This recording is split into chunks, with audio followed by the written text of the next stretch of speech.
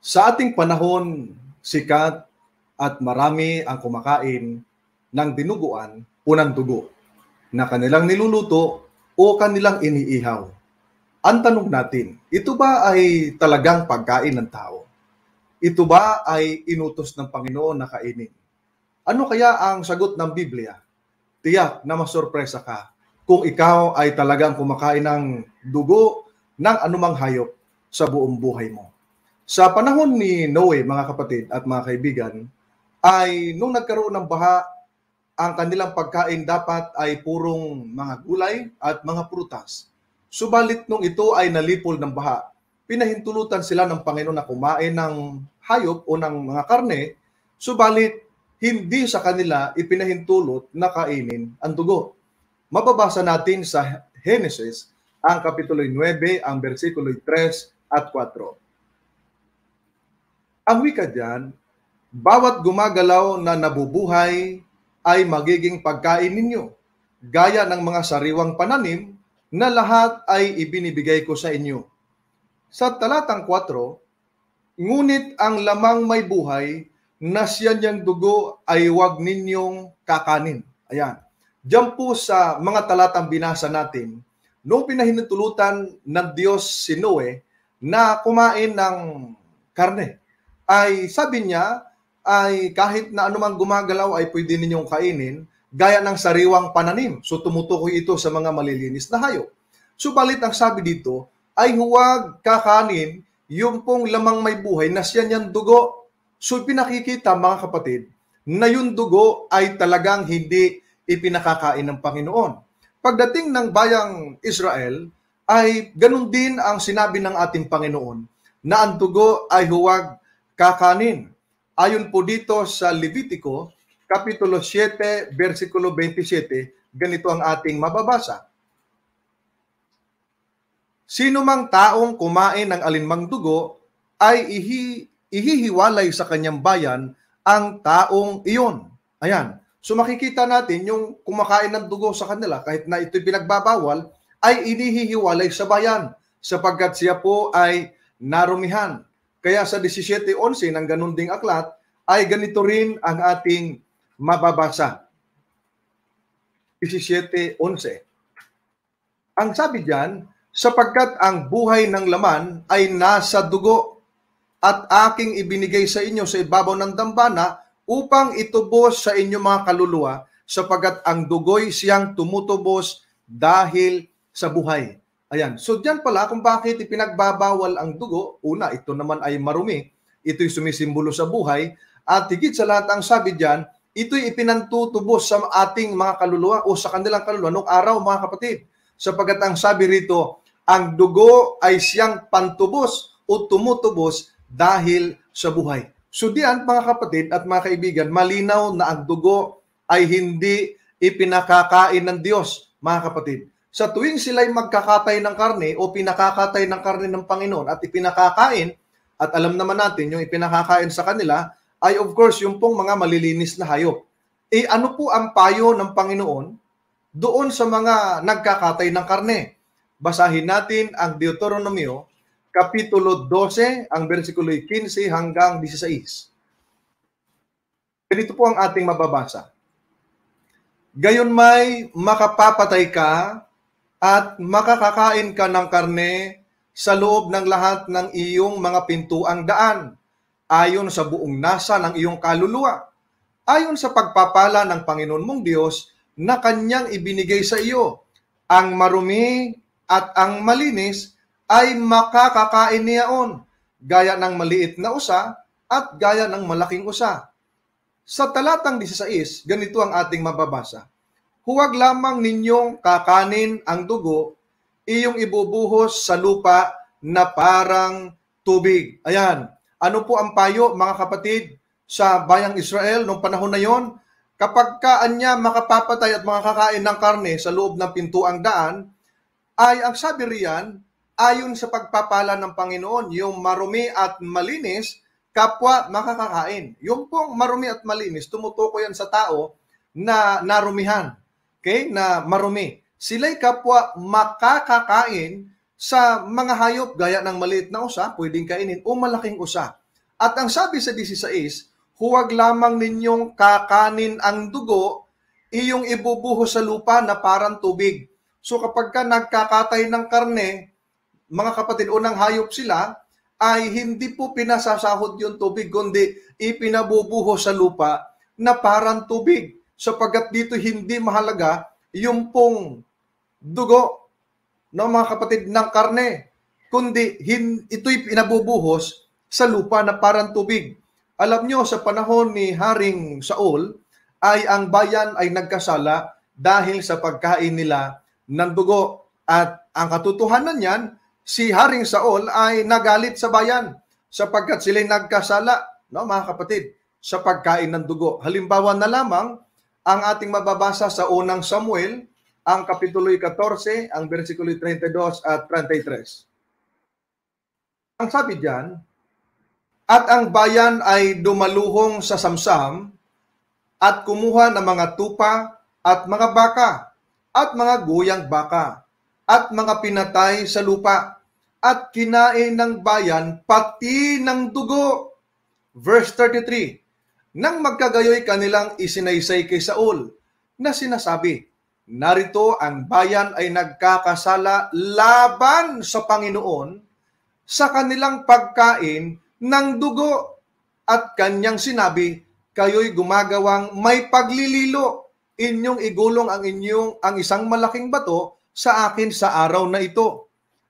Dito mga kapatid ay naisaysay ng mga tao at naikwento, naisumbong kay Saul na yung bayan na nakakuha ng mga samsam ay nung nagkatay sila ng hayop ay ginawa nilang karne, pati dugo, kinain nila. At ang sabi rito, sila'y nagkasala yung bayan dahil sa pagkain nila ng dugo.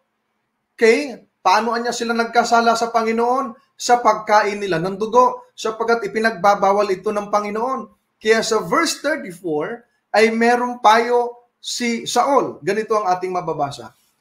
At sinabi ni Saul, magsikalat kayo sa bayan at inyong sabihin sa kanila, dalhin sa akin dito ng bawat tao ang kanyang baka at ng bawat tao ang kanyang tupa at patayin dito at kanin. At huwag nang magkasala laban sa Panginoon sa pagkain ng dugo. At dinala ng buong bayan, bawat tao ang kanyang baka ng gabing yaon at pinatay roon. So dito mga kapatid, makikita natin na talagang nag-utos si Saul nung malaman niya ang bayan ay nagsikain ng dugo at nagkasala laban sa Panginoon. Ang wika niya, dalhin sa akin ng bawat tao ang kanyang baka, ang kanyang tupa upang katayin at kanin. At huwag na anyang magkasala laban sa Panginoon sa pamamagitan ng pagkain ng dugo. Talagang pag kumain ng dugo, nagkakasala sa Panginoon, mga kapatid. Keso, ang sabi nila, kesyo, sa lumang tipan lang yan ipinagbabawal, sa bagong tipan ay hindi na ipinagbawal, mga kapatid. Yan ang kanilang mga argumento doon sa kumakain ng dugo. Totoo ba na hindi na bawal sa bagong tipan, lalo anya sa mga hintil na nagbabalik Kristiyano? Totoo ba na hindi bawal kaya sila marami ngayon kumakain ng dugo, ang iba mayayabang pa, nagbibideo pa, ito kumakain ako ng dugo, kay sarap-sarapan niya, at kung ano-ano yung mga timpla. Totoo bang hindi na bawal, mga kapatid?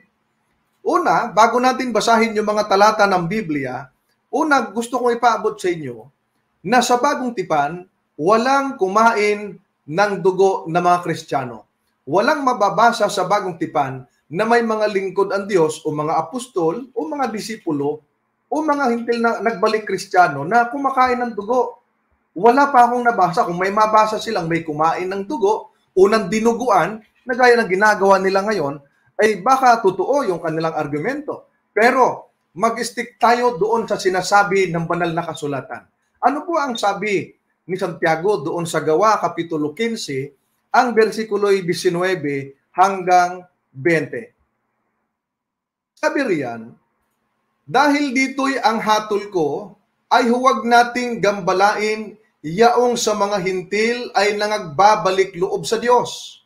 Sinuan niya? Mga hintil na nagbabalik loob sa Diyos. Sa verse 20, kundi sumulat tayo sa kanila na sila'y magsilayo sa mga ikahahawa, sa Diyos-Diyusan, at sa pakikiapid, at sa binigti, at sa dugo. Ayan, makita natin mga kapatid, ang sabi diyan, doon anya sa mga hintil na nagbabalik loob sa Diyos ay huwag gambalain. Okay? Kundi sumulat na lumayo. No, mga kapatid, ano ang sabi? Lumayo sa ikahahawa sa Diyos-Diyusan, sa pakikiapid, at sa binigti, at sa dugo. Ayan, ipinalalayo nga eh. Bakit marami ngayon kumakain ng dugo o dinuguan? At ipinagtatanggol pa nila na ituan niya ay hindi na bawal at ipinakakain na. Meron ba namang nagturo sa bagong tipan na ipakakain na ang dinuguan o yung dugo ng karne ng hayop? Sa lumang tipan nga, pagka nagkakatay, ibubuhos na parang tubig sa lupa, ibubuhos. At sila'y nagkasala laban sa Panginoon sa pagkain nila ng dugo o ng dinuguan. Kaya nga, sa ganun ding kapitulo ng Gawa, ang versikulo 28 at 29, ito ang sabi ng talata. Sapagkat minagaling ng Espiritu Santo at namin, sabi ng mga apostol, na huwag kayong atangan ng lalong mabigat na pasanin maliban sa mga bagay na ito na kinakailangan. Ano po yung kinakailangan? Verse 29, na kayo'y magsiilag sa mga bagay na inihain sa mga Diyos-Diyusan at sa dugo at sa mga binigti at sa pakikiapid. Kung kayo'y mangilag sa mga bagay na ito, ay ikabubuti ninyo. Paalam na sa inyo. Ayan. So kung makita natin mga kapatid, ano po ang pinapayo? Minabutian niya ng Espiritu Santo at ng mga alagad, na huwag atangan ng mabibigat na pasanin, kundi anuan niya? Ito lamang yung kinakailangan, magsiilag sila sa mga bagay na inihain sa Diyos-Diyusan at sa dugo at sa mga binigti at sa pakikiapid. Mga kapatid, ito'y makikita natin, ang dugo pinaiilag Ngayon itinuturo nilang kainin. Mga kapatid, kung gusto mong tunay na maging tagasunod ng ating Panginoon, gawin mong modelo at example ang ating Panginoong Hesus. Ganon din ang mga alagad. Ang mga alagad ay hindi kumain ng karumal-dumal, lalo na ng dugo. Ang sabi ni Apostol Pedro, Kapitulo 2 ng 1 Pedro, versikulo 21. Ganito po ang ating mababasa. Sapagkat sa ganitong bagay kayo tinawag, sapagkat si Kristo man ay nagbata dahil sa inyo, na kayo'y iniwanan ng halimbawa upang kayo'y magsisunod sa mga hakbang niya. Mga giliw kong mga kaibigan at mga kapatid, ang Panginoong Hesus ay nag-iwan ng halimbawa sa atin na bagaman siya nagdusa sa atin, ay ipinakikita yung kanyang napakagandang halimbawa upang magsisunod tayo sa kanyang mga yapak. Sinisiguro ko sa inyo, ang Panginoong Hesus ay hindi kumain ng dinuguan o ng anumang dugo ng karne ng hayop na gaya na ginagawa ng mga tao sa ngayon. At ang sabi ng mga apostol, huwag tayong hihigit sa unang Korinto 4:6, huwag tayong hihigit sa mga bagay na nakasulat. Sabi riyan, ang mga bagay ngang ito, mga kapatid, ay inianyo ko sa halimbawa sa aking sarili at kay Apolos dahil sa inyo, upang sa amin ay mga tuto kayo na huwag magsihigit sa mga bagay na nangasusulat, upang ang sino man sa inyo ay huwag magpalalo ang isa laban sa iba. Dito mga kapatid, ipinaalala ni Apostol Pablo na huwag tayong higit sa bagay na nasusulat. Walang nakasulat sa bagong tipan na may kumain ng dinuguan o ng dugo ng karne ng hayop, mga kapatid. So bilang mga tunay na Kristiyano, stick tayo sa nakasulat sa banal na kasulatan at gawin nating ehemplo ang ating Panginoong Jesucristo. Ang hindi pagkain ng dugo, pagsunod sa utos ng Diyos at pag-iingat ng ating kalusugan. Lalo na kung lalo nating iniiwasan ang pagkain ng mga karumal-dumal. I hope this video will help you to know more about the teachings of the Bible. God bless you, mga kapatid.